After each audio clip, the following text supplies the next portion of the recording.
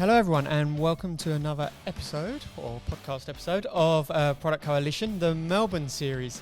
It's great to get going on the second podcast in this series. Today I want to give a shout out first of all to Proud Mary Coffee. Proud Mary is a specialty coffee roaster, cafe, coffee educator and retailer based in Melbourne, Australia and Portland in Oregon, USA. I'm personally fortunate to help out with Proud Mary and their story. So a big thanks to all of the Proud Mary coffee team here in Melbourne and over in the US. To find out more about Proud Mary, if you're in Oz, visit proudmarycoffee.com.au or proudmarycoffee.com in the US. Personally, I recommend actually get down to the cafe if you can, over in Portland or in Collingwood here in Australia. And my top tip off the menu is the potato hash. I'm really excited to have Brad Dunn joining me. Me and Brad have been connected a little while through Product Coalition as a community. We're going to smash through 4 fast topics in under 40 minutes. We're going to go a bit all over the place with our thinking and talking. Try and keep up. But firstly, thank you, Brad, for joining me. I know you've jumped off a flight pretty late last night. Thanks for having me, yeah. Could you mind just kicking us off? Give us a bit of your background, how you got to where you are in product. Get into product, yeah. I feel like product managers always have these weird origin stories. But I guess for me, you know, I really had to work out how to build software when we started a digital agency called Nazori about in 2010, I think. And as part of that, you know, I started working with the creative team, working out how to build software, and then you start to think, well, what's kind of the right way of doing this? And I sort of got exposed to some, I was sort of lucky enough to have this guy called Scott Tong, who I'd met at a family barbecue in San Francisco, and he was a designer at IDEO at the time, and he went on to start If This Then That. Wow.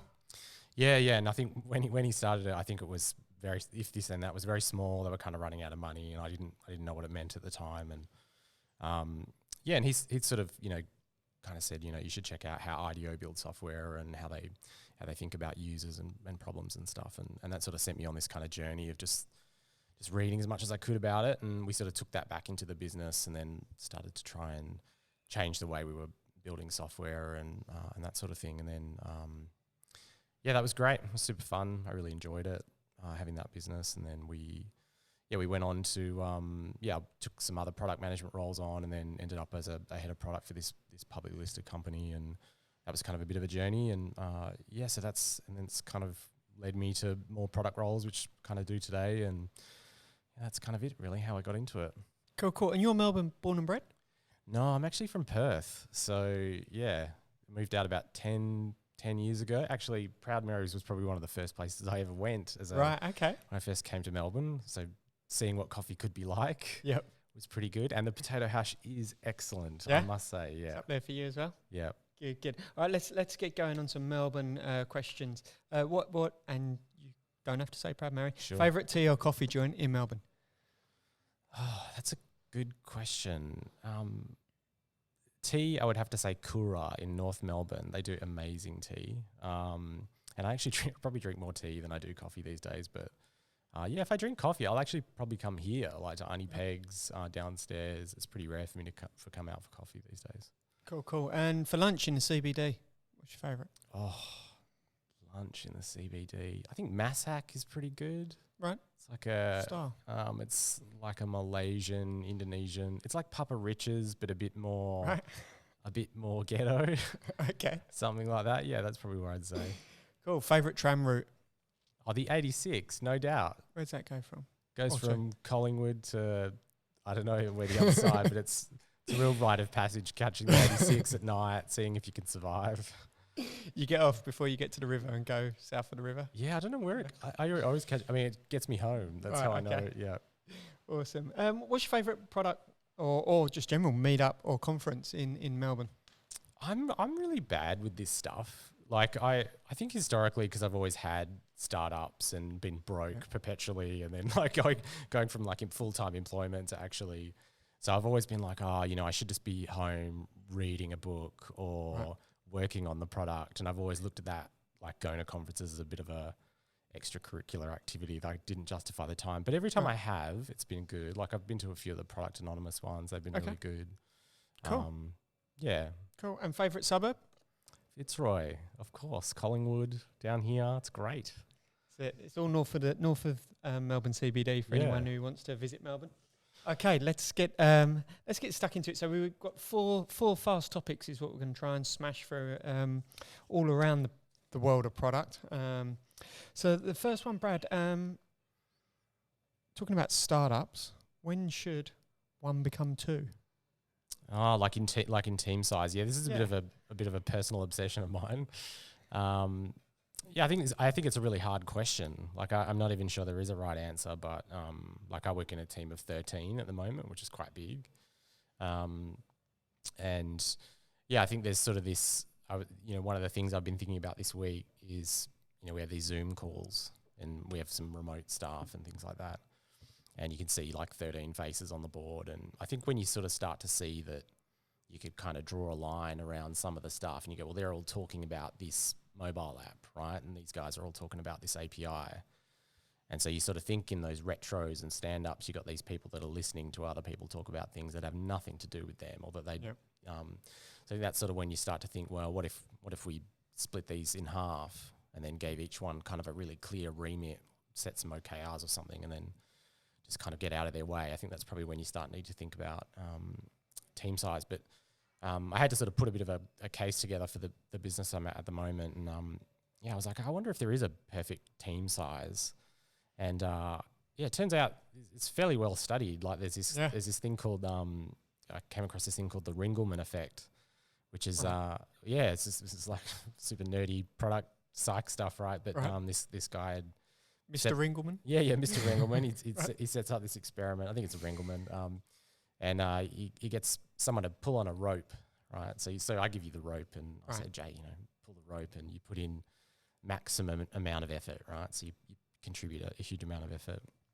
And then what happens is we put a second person on the rope, right? And we say, well, how much effort are you now going to pull? And what happens is you actually pull a little bit less, right?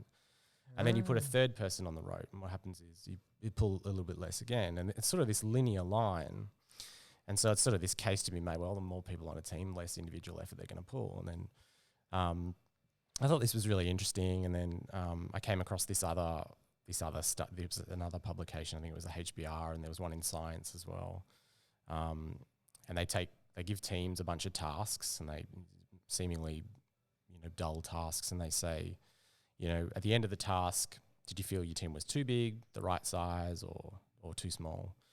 And you end up drawing this histogram, and they kind of dial into this sort of like 4.6 number. Now, obviously, a team size of exactly 4.6 is ridiculous, but it's kind of interesting, like seeing that there is some kind of research about bigger team sizes and things get a bit less less productive. And that's kind of a long-winded answer, but no. The other answer could have been 2 pizzas. Yeah, well, that's sort of how it came about. It's like, how do you become a 2-pizza team? Yep. And I think it's sort of, it's very hard to make that first split. And in some ways, it requires someone to really let go a little bit too, because when you say, we're going to put these people into autonomous teams, someone really has to have the courage to say, I'm comfortable with that, and that's very hard for a lot of people. Yep. Okay, let's shift gears. Basecamp. Yes. I know you got some thoughts on what's been coming out and tweeted about from the Basecamp side. Yeah, I just think talk us through it. Yeah, everyone I bump into lately is talking about this Shapeup book, which is great. I think it's Ryan. Is it Ryan Singer or something who wrote it? I forget his name, but there's some really interesting stuff in there. So I've been talking to different product managers about what they like about some of the things that are in the book. So they've come up with this. The 2 things I really took away from it was, one, I think product managers are notoriously, you talk about backlogs, right? Everyone's got a backlog with all this stuff in it. And I think what came out of that Shapeup book was, it's a tremendous amount of anxiety to look at a backlog, right? Because it's all this stuff you have to do. And everyone knows you have to do more stuff, but just the sheer list of it gives everyone this sense of anxiety. And I think when everyone read that, they went, yeah, that's so true. Like it's all these things you don't have time to build, you don't have the resources to build. So they've kind of said, well, we're just not going to do that. And they just say, well, good ideas will just bubble up to the table. And I think that really spoke to a lot of product managers out there. And they've always had a bit of a like kind of sanctimonious approach to like to pretty much everything. Some of which I agree with, but yeah, I think that really spoke to people. And also the second thing I really liked, and it's something we're actually using at the moment, is these hill charts that they do. I don't know if you've seen them. No. Yeah, so you ask any cross-functional team, you say, when's this feature going to be ready? And they go, 3 weeks or 2 weeks or whatever, which is all wrong usually. So they've said, well, we're not going to do that. So they draw these hill charts. And if you imagine, when you're coming up the hill, you're kind of like working out the details. Like you don't know what to do yet. So what they do is they kind of, let's say the feature is we want to build a new report. You have a little circle on the hill chart and you say, well, we're sort of halfway up. So we're halfway to working out what we need to do. And then when you get over the hill, it's all delivery. We know exactly what we're going to do. It's just kind of like, this is all the delivery stuff. So when people say, where are you at? How long is this going to take? They'll visualize all the features on this hill chart. Right. And so it's a good kind of visual artifact for management. It says, well, we don't really know what we're doing yet. Because what happens is if you create tickets to deliver something, you end up creating more tickets on the way as you learn. You're like, oh, okay, we're going to do this as well. So if you're just looking at we've done 7 out of the 10 tasks, it's kind of a really tricky way to know how far along you are really in the progress. So I like those two elements. I mean, there's other things that Basecamp do that I kind of don't necessarily, I haven't always really gelled with. Like I know they don't set goals, which I sort of wonder if it's very true, because if they had a business, surely not going broke is probably a goal.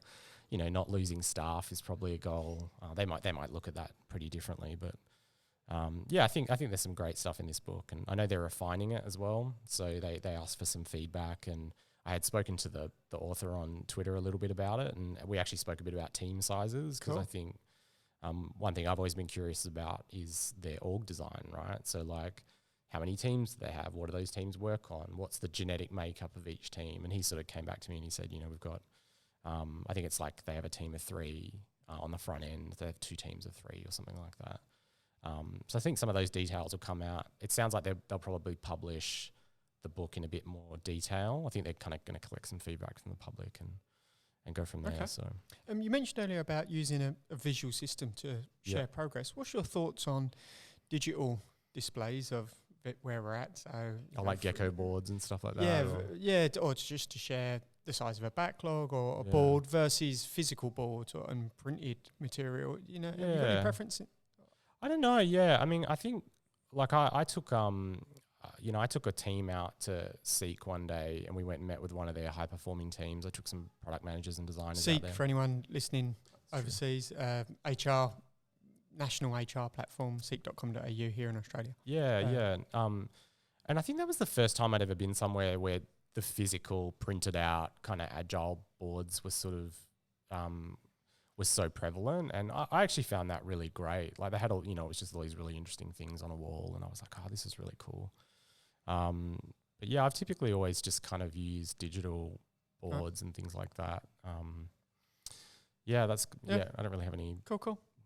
Let's jump into interviewing product managers. Yeah. Tell me about some experiences you've had or lessons learned. Yes. I have this one interview I did, which has been quite memorable. So last year we started a business called Ono, which was my brother and I. And before that, I was interviewing at Google for a job in Sydney to work on the Google Maps team, and it was hands down the hardest thing I've ever done in my entire life. But it was amazing. Like it was such an amazing experience, and I kind of walked away from it thinking, that's a really great way of interviewing. And so they did this really interesting thing where they interviewed me in isolation. So if you and I were interviewing someone and I kind of get a bit of a sense you're not really into them, I kind of pick up on that vibe and it might influence the way I feel. So they kind of interview you in isolation, and then they score you. So I think it's like, don't hire, reluctantly don't hire, that kind of stuff. So you get scored on these 4 metrics. And then, which I liked in itself. And then the second thing was they score you on these attributes. So it's like creative, analytical, strategic, Googliness. And the idea is they ask you these questions, these puzzles, right? Which is, and so I get this big pack, and I had a couple of weeks to kind of prep for the interview, and then they, they give you these puzzles, right? Which some were good. The creative ones I was really into, and the analytical ones just really hurt my brain.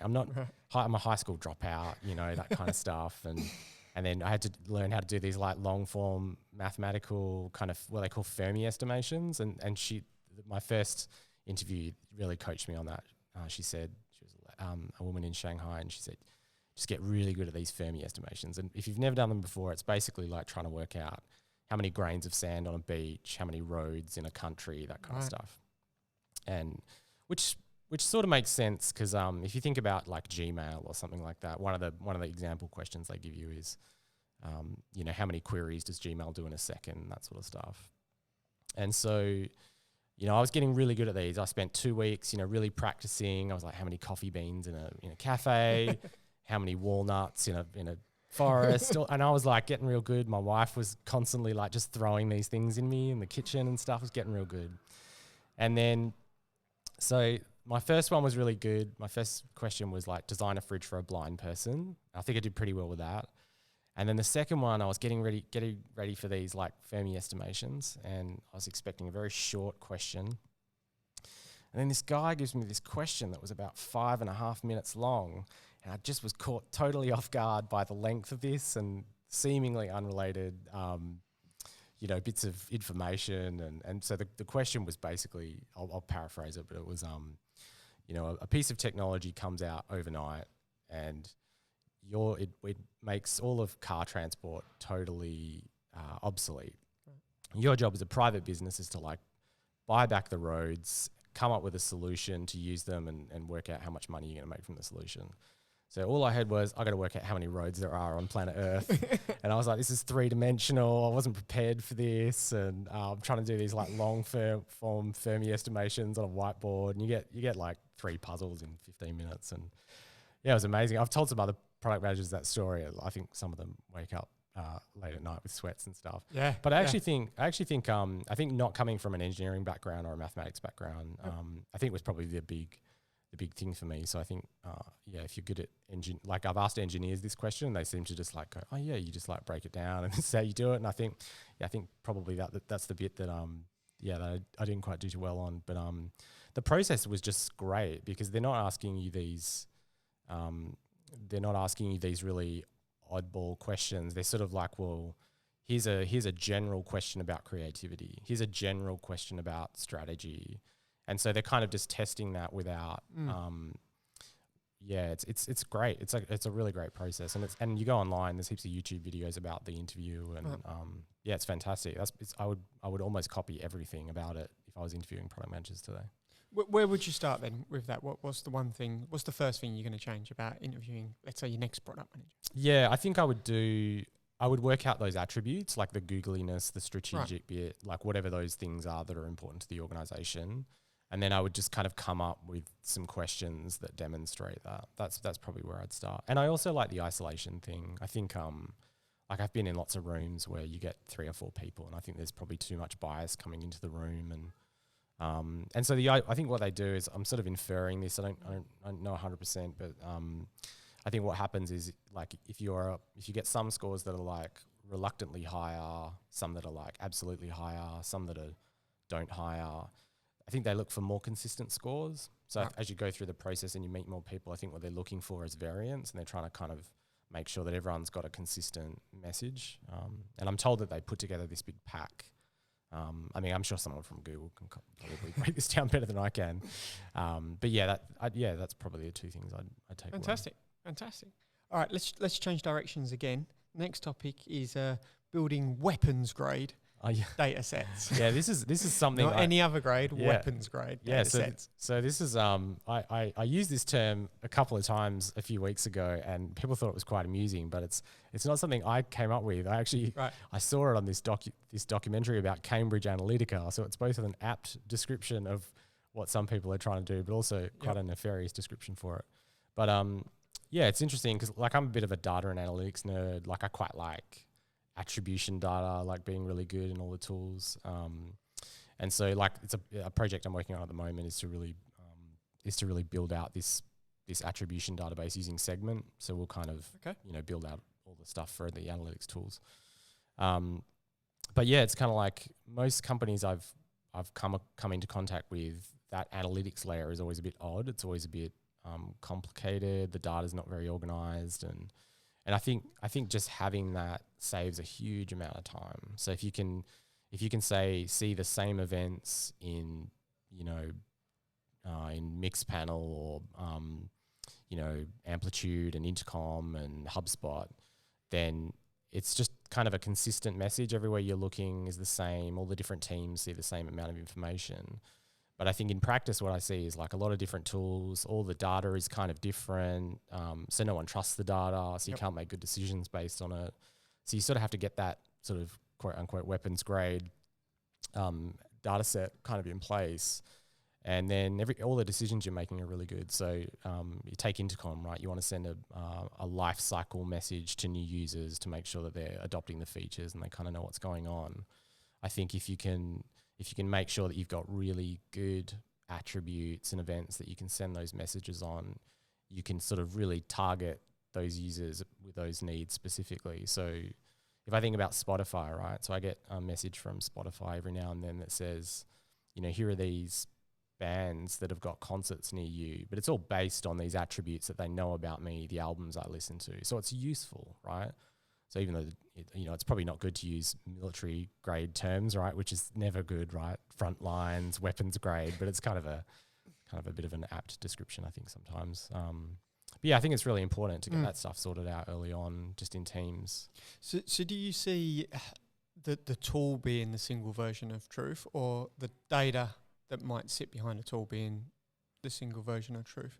Yeah, I mean, I don't know if there's. I've only ever used Segment, to be honest, like to store this stuff now. I often wonder whether, I'm sure there are competitors to that product. How's using that tool changed things for you? That you couldn't do before. Yeah, so I think like in the past, I've seen a bunch of user attributes in Intercom, right? So this person they're part of this persona, they have this name, they're on this payment plan. And then something changes over the years, like they swap from 0 to MyOb or something like that. And suddenly all that data in Intercom it's still there, still looks like they're on plan number 3, but it's wrong. Right. So the value of Segment is you can kind of put all this stuff inside of it, and then you can make sure that all of those attributes are kind of correct all the time. Now, obviously, someone's going to have to build a connection between the database and Segment and get all that stuff sorted out. Mm-hmm. But I think it just gives you confidence in the data. Like I like to look at the data and know that what I'm seeing is true, and I can kind of make good decisions around that stuff. Because otherwise you just spin in circles. You're in meetings and everyone's got sort of an interpretation of the data that's based on some single event that they've seen. Oh no, that's not true because I spoke to this client who said that wasn't true. So I think just getting that stuff really organized is important. Interesting. I know last year I personally built out some reporting in Tableau. And jumping in and building out a set of reports for myself was really, a unique thing for learning the absolute back end on the product and really getting the most from a data perspective to inform me how the tool is really used down at the lowest level data attribute sort of piece. Do you build your own reports? Do you enjoy it when people, you rather have someone build out reports for you? Well, the company I'm at the moment is called Rate-It, and we have like a whole extensive reporting suite about customer feedback and stuff like that. So they have some pretty comprehensive reporting that they'll build for customers inside the dashboard. But in terms of the product side, I would always use. I mean, I tend to use Mixpanel for all of the data reporting that I need. But mostly because it's just kind of what I know how to use now. Like I think it's in Rate-It use Amplitude. So I'm actually keen to just kind of check it out and see what the differences is. But I'll use that for kind of the quantitative stuff. So if I want to crunch numbers like percentages of users, retention numbers, that sort of thing, I'll use something like Mixpanel. And then Full Story is kind of the qualitative, let's like creepily watch videos of users stumbling through the product. That's always super fun in the mornings to do. Right. Okay. I kind of lean on those tools probably the most. Fantastic. Yeah. Fantastic. This has been good fun. Yeah, this has been great. Thank you so much for having We me. smashed through the 4 topics in well under 40 minutes, which is good. It's awesome. Let's do this again. Absolutely. Thanks All for right. having me. Thanks. Cheers, Brad. Bye. Thanks everyone for listening. Thanks to Brad Dunn for jumping on in this episode. Thanks again to Proud Mary for hosting us from a location perspective today, and look forward to sharing some more product people stories with you all again soon. Thank you.